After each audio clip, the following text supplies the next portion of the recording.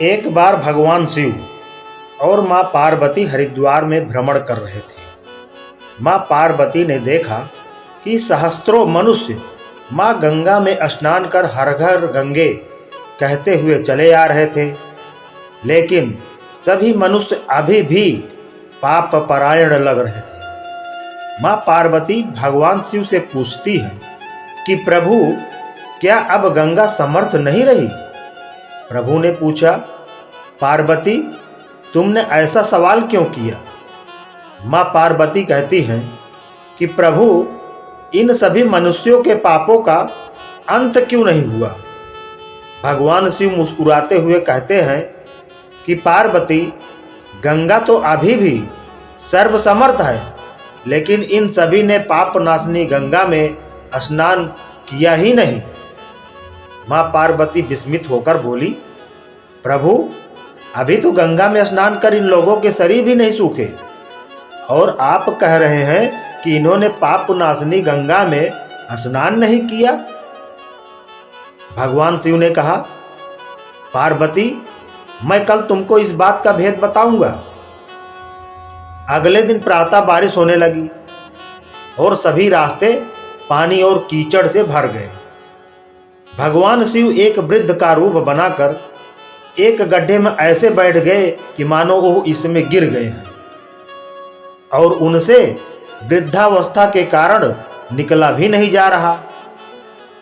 उन्होंने मां पार्वती को समझाया कि तुम गंगा स्नान कर आते सभी मनुष्यों को सुनाकर कहना कि मेरा पति इस गड्ढे में गिर गया है। मेरे पति सर्वथा निष्पाप आत्मा है और कोई निष्पाप पुण्यात्मा ही उनको बाहर निकाल सकती है। अगर कोई व्यक्ति निष्पाप है तो वही मेरे पति को बाहर निकालने के लिए हाथ लगाए, लेकिन अगर कोई निष्पाप नहीं हुआ तो उसका शरीर जलकर भस्म हो जाएगा। माँ पार्वती अब गड्ढे के पास बैठ गई और सभी को सुनाकर कहने लगी। हर कोई सुंदर स्त्री को प्रलाप करते हुए देखकर रुक जाता। एक सुंदर स्त्री को वेदना में देखकर हर कोई उनकी मदद के लिए तैयार हो जाता, लेकिन जैसे ही वो वृद्ध वेशधारी भगवान शिव को बाहर निकालने के लिए हाथ बढ़ाने लगते, माता पार्वती तुरंत उन्हें टोक देती। वह कहती, मेरे पति सर्वथा निष्पाप आत्मा है और कोई निष्पाप पुण्यात्मा ही उनको बाहर निकाल सकती है। अगर तुम निष्पाप हो तो मेरे पति को बाहर निकालने के लिए हाथ बढ़ाना। मैं तुम्हें पहले ही चेतावनी दे देती हूँ कि अगर तुम निष्पाप नहीं हुए तो तुम्हारा शरीर जलकर भस्म हो जाएगा।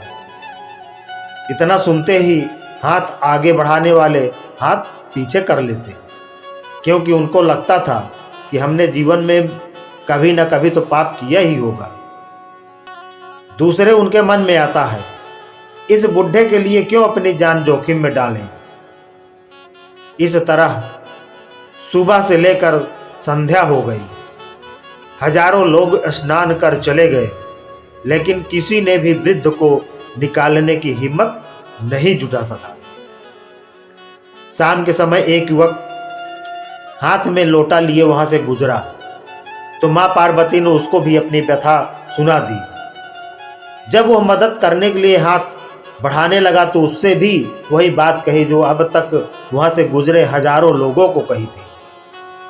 अगर तुम सर्वथा निष्पाप हो तो ही मेरे पति को हाथ लगाना, नहीं तो तुम भस्म हो जाओगे। वह युवक बोला, माता, मैं अभी तो पतित पावनी गंगा में स्नान करके आया हूँ, और गंगा स्नान के पश्चात तो सभी पाप नष्ट हो जाते हैं। मैं अभी आपके पति को बाहर निकालता हूँ।